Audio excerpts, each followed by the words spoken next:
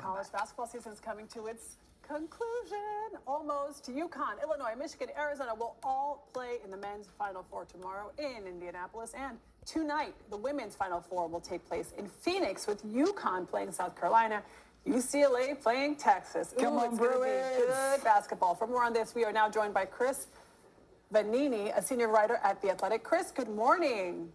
So let's just start with Michigan playing Arizona on the men's side. These two teams have been dominant all year long. How good of a matchup is this, and what are you expecting?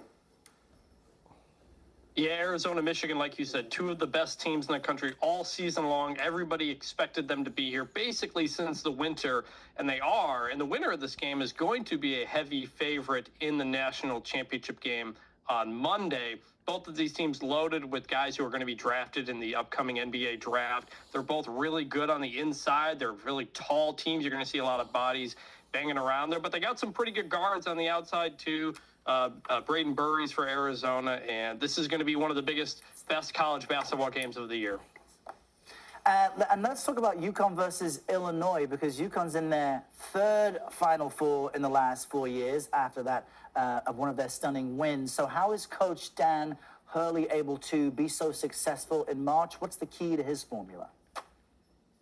Yeah, won the national championship in 23 and 24, and now they're 2 wins away from doing it this year as well. Would be an all-time run. Would make him one of the greatest coaches in the history of college basketball if he does that. He's a very animated guy. He yells a lot. You saw him kind of headbutt a referee after that shot when they beat Duke to win that game. But he's also very analytically driven, has a great relationship with his players, and you'll see him yelling and doing a bunch of stuff on the sidelines, but no, that's a very good basketball brain. Turned down the Lakers job and has UConn back where they need to be. Yeah, that says a lot when you turn down Sure does. big job like that. So let's look at the women's tournament. It is the same Final Four as last year with UConn, South Carolina, UCLA, Texas, all arriving in Phoenix. UConn, of course, won it all last year. They are undefeated this season. Can they be stopped? Because somebody wants to know if their UCLA Bruins are going to win. Of course they will. That's the question. They've only played one close game all year. They have won everything else by at least double digits. It hasn't been close. They're going for their 7th undefeated season. They play South Carolina in the Final Four first. Can they come out if they're in a close game? We've only really seen it once. Sarah Strong's going to be the National Player of the Year. They are dominant. UCLA, Texas in the other game. Texas beat UCLA earlier this season, so it's a bit of a rematch. Lauren Betts is the star for UCLA.